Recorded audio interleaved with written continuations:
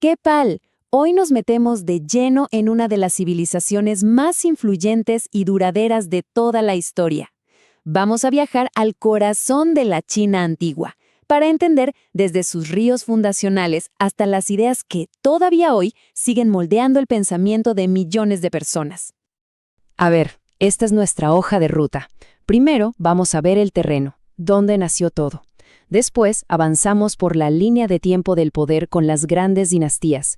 Luego nos metemos en el corazón de su sociedad y sus ideas. Revisamos los regalos que China le dejó al mundo y al final lo resumimos todo en los puntos clave que hay que tener sí o sí. Perfecto, vamos al grano. Para entender a China, lo primero es entender su geografía. Y es que no es solo un lugar en el mapa, es literalmente el escenario que definió su destino. Aquí pasa algo muy interesante, y es el doble juego de su geografía. Por un lado, los ríos Huanghe y Yangtze fueron su sangre vital, las verdaderas autopistas de la antigüedad que hicieron posible la agricultura a gran escala.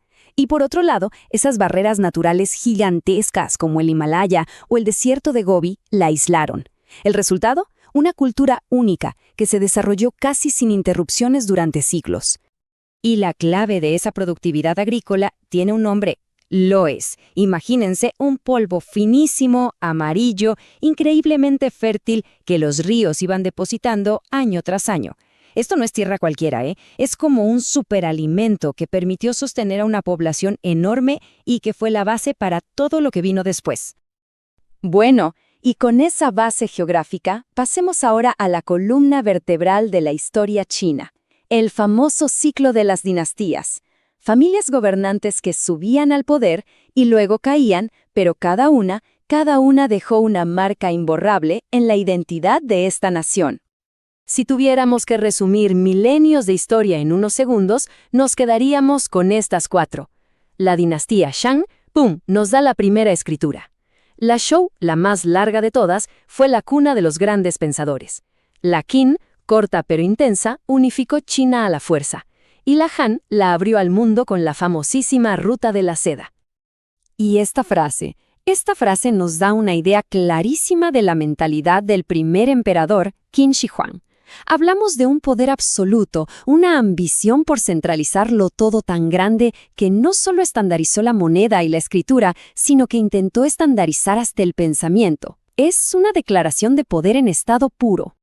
Entonces, para ponerlo en claro, la dinastía Shang puso los cimientos culturales con el bronce y la escritura. La Zhou vio nacer las grandes ideas que definirían a China, pero también un caos tremendo. La Qin impuso el orden por la fuerza, unificando y estandarizando. Y finalmente, la Han abrió las puertas al comercio y al intercambio cultural a una escala nunca antes vista. Ahora dejemos un poco a los gobernantes y pasemos a la gente. Y más importante aún, a las ideas que mantenían unida a esta sociedad tan enorme. ¿Cómo se organizaba toda esta gente? ¿En qué creían? La sociedad era una pirámide, súper definida.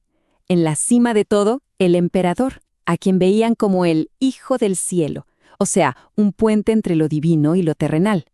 Justo debajo, la nobleza y una clase que es fascinante, los mandarines, que eran los cerebros del imperio. Y en la base, sosteniéndolo todo, la inmensa mayoría, los campesinos. Y acá viene lo interesante, lo que de verdad fue un cambio de juego.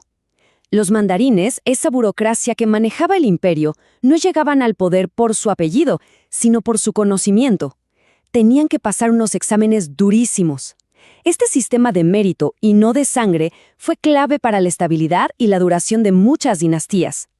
Durante el caótico final de la dinastía Zhou, surgieron 2 corrientes de pensamiento gigantes para intentar restaurar el equilibrio. Por un lado, el confucianismo, que miraba hacia afuera, a la sociedad, al deber, al buen gobierno. Y por otro, el taoísmo, que miraba hacia adentro, a la naturaleza, a la simpleza, a no forzar las cosas. 2 respuestas muy distintas para la misma pregunta. ¿Cómo podemos vivir en armonía? Para Confucio, la cosa era simple: orden social. Todo se basaba en que cada uno cumpliera su papel. El respeto a los padres y a los mayores, la piedad filial, era la base de todo. Si cada persona cumplía con su deber, desde el emperador hasta el campesino, la sociedad funcionaría como un mecanismo de relojería perfecto. Y del otro lado de la moneda, el taoísmo. En lugar de enfocarse en reglas sociales, invitaba a observar la naturaleza y a seguir su ritmo, el Tao. Su concepto central es el Wu Wei, que no es no hacer nada, ojo, sino actuar sin forzar, como el agua que fluye y rodea una roca. Se buscaba la armonía personal, alineándose con el universo. Muy bien, ahora vamos a la parte de los grandes éxitos.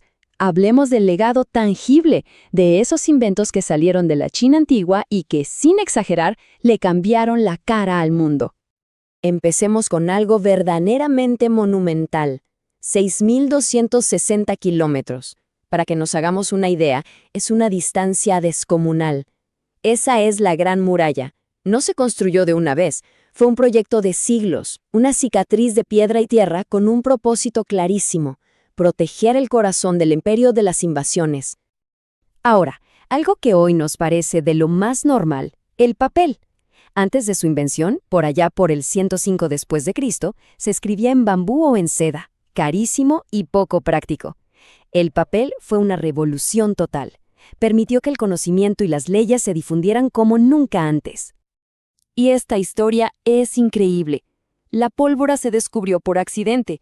Unos alquimistas taoístas buscaban un elixir para la inmortalidad y ¡boom!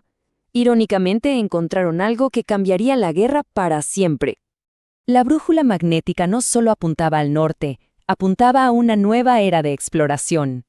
Antes, los marineros se guiaban por las estrellas, pero si el cielo estaba nublado, estaban perdidos. La brújula les dio la confianza para ir más allá de la costa, transformando el comercio y la navegación para siempre. Y mucho, pero mucho antes que en Europa, en China ya se había desarrollado la imprenta con bloques de madera. Esto permitió producir textos en masa, haciendo que los libros y el conocimiento fueran muchísimo más accesibles para la gente educada de la época. Bueno, después de todo este recorrido, es momento de destilar lo más importante. Si hay algo que debemos llevarnos de la China antigua, son estas 3 ideas clave. Primero, la geografía es destino. Punto. Los ríos le dieron vida a la civilización y el aislamiento la cuidó. Segundo, su historia es un ciclo de dinastías. El poder iba y venía, pero cada familia gobernante le añadió una capa a la identidad nacional. Y tercero, las 2 grandes filosofías, confucianismo y taoísmo, que fueron como el software social y espiritual que rigió la vida durante milenios. Y para cerrar, nos vamos con una pregunta para seguir pensando. Con un legado tan enorme que va desde megaestructuras hasta inventos que cambiaron el mundo y filosofías que aún viven, ¿cuál de todos esos legados tiene el mayor impacto hoy en día? La respuesta no es nada sencilla, y justamente ahí está lo fascinante de la China antigua. Mentora Academias, tu futuro empieza aquí.